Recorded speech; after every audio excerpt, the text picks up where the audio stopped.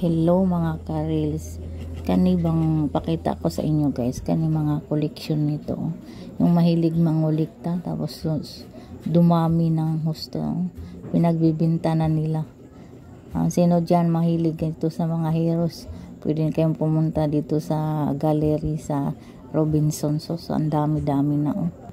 Ako guys, mahilig din ako mga collection. So dati share ko lang ng collection ako ng ano naman yun, yung mga picture tapos i-laminate mo ganon, yung mga picture ng mga anak ko, mga first communion nila, graduation nila, yun i-laminate ko yan, wood lamination. Tapos hindi ko na malaya na sa sobrang hilig ko dumami na talaga siya, no. Dumami na siya ng gusto.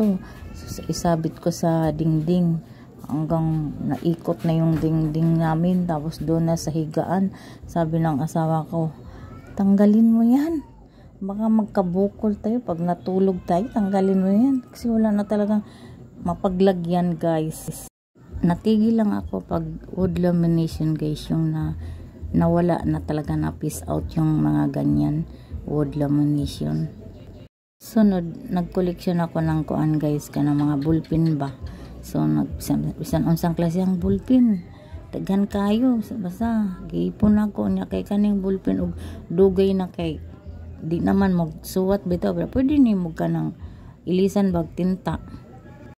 Unya kini akong mga anak guys ni ari diri sa bay, naglimpyo man na sila, ilabit ang giatol nga wa ko diri, limpyo na sila na ingon na siya na unsa man ni akong inahan ko no nga sige magpanigom aningon ay sud na ballpen nga ilang sig iris-iris wa may sud, gilabay bitaw na nila guys.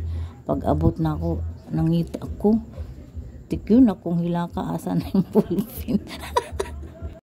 Ngayon guys, ang collection ko ngayon ano na coins ba, mga pira, mga kwarta nga daan nga na siya na karon. Ako na siyang gibutang sa kuan bitaw kanang mayawi, parang dili na nila malabay. So ganun na talaga kasi di ba parang masaya ka mangulikta ba, no? Mayroon din akong kakilala na mahilig mangulikta ng ano naman sa kanya, tawag nito keychain, si Agnes Kanya, no? Shout out sa iyo ma'am, basin magkita tapon ma'am, basin na ako'y mga keychain collector, ihatag na ko sa imo. Thank you for watching guys.